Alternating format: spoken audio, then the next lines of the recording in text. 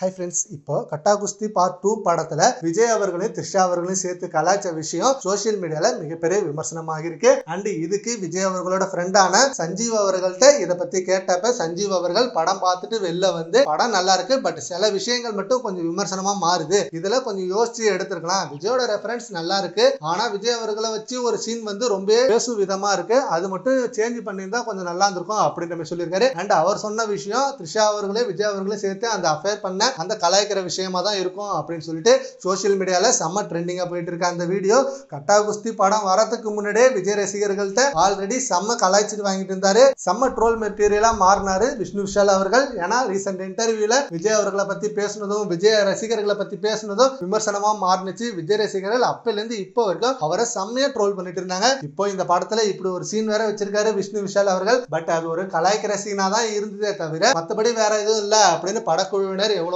சொன்னாலும் பட் விஜய் ரசிகர்கள் அதை கேட்கற மாதிரி தெரியல. அது எப்படி நீங்க அதுல வைக்கலாம், அது உண்மைன்னு உங்களுக்கு தெரியுமா, உண்மையை நீங்களே பிளேம் பண்ணி பண்றீங்களா அப்படின்னு சொல்லி ஏகப்பட்ட ட்ரோல் மெட்டீரியல் இப்போ வந்துட்டு இருக்கு. இதனால நிறைய விஜய் ரசிகர்கள் இப்ப படத்துக்கு நெகட்டிவ் கமெண்ட்ஸ் கொடுத்து நெகட்டிவ் ரிவ்யூ கொடுத்துட்டு இப்ப படமே நல்லா இல்ல அப்படின்ற மாதிரி அந்த அளவுக்கு இறங்கிட்டாங்க அப்படின்ற மாதிரி சொல்லிட்டு இருக்காங்க. சரி, ஓகே ஃப்ரெண்ட்ஸ், இப்ப விஜயோட ஃப்ரெண்ட் சஞ்சீவ் அவர்கள் படம் பார்த்துட்டு வந்து அந்த சீனை மட்டும் குறிப்பிட்டு சொல்லி இந்த சீன் ரொம்ப விமர்சனமா மாறும்ன்ற மாதிரி சொல்லியிருக்காராம். இதை பத்தி உங்க ஒப்பீனியனை கமெண்ட் பாக்ஸ்ல கமெண்ட் பண்ணுங்க. Thank you friends.